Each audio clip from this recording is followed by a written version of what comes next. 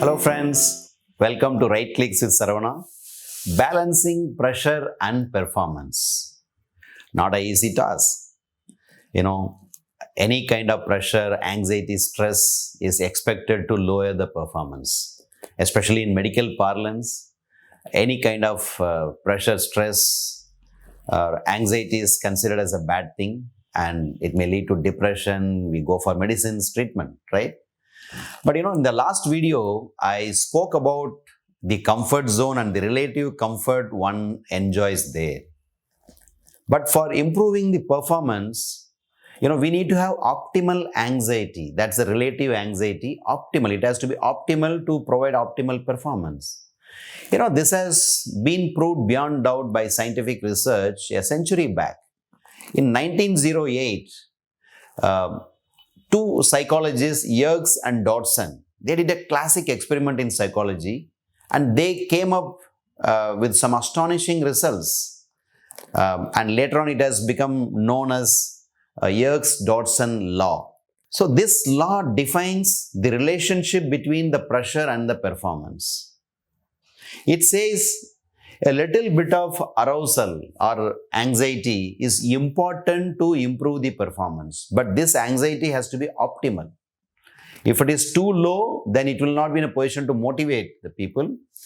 And if it is too high, it will choke them. It will lead to burnout or panic. Let us take some examples. In sports psychology, they use this optimal anxiety concept. The legendary athletes, they all go for visualization before their actual performance, before the run. They visualize how they start and how they will run, how they will end. Of course, this kind of visualization is expected to add anxiety to you. But that is really what is required. And they do control that anxiety in the optimal level to peak their performance. Second example I can say is about students writing exams, the anxiety before writing the exam. If that anxiety is optimal in a controllable level, then this anxiety helps in improving the memory. Third example is for professionals like me. We have so many tasks to do in a day. To effectively do that, what we do is we do time boxing of those tasks. When we do the time boxing, actually you are adding pressure. This work has to be done in this half an hour and next work in another 1 hour. This actually adds to your anxiety. But that anxiety is really helping in improving our performance in timely completion of tasks.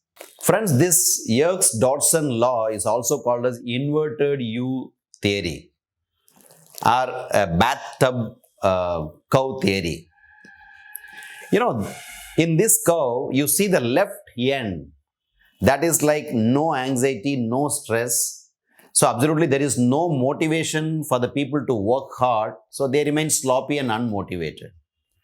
But the middle, the peak, so that is where the people are really in the state of flow. Because little bit of arousal, the optimal arousal, helping them in peaking their performance. And that is how in their flow state, one enjoys their job and achieves the highest performance also.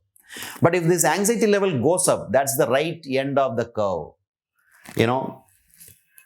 Everything starts falling apart and, it leads to panic and stress out. So friends, the takeaways. Number one, anxiety is not bad always. And anxiety is something you can't avoid also, especially in high pressure situations.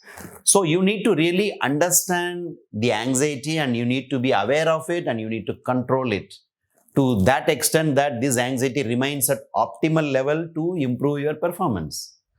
And now second, this optimal anxiety is not in your comfort zone. So that means you need to take efforts to bring this optimal anxiety, to bring this anxiety in an optimal level. Not at a very lower level, not at an uncontrollable level. So that is how it will help in improving your performance. The third one, understanding about optimal anxiety is very important for leaders. Because we need to really understand what kind of anxiety our peers, our subordinates are going through Accordingly, the task allocation and getting the works will really help in making you a great leader and have a successful life.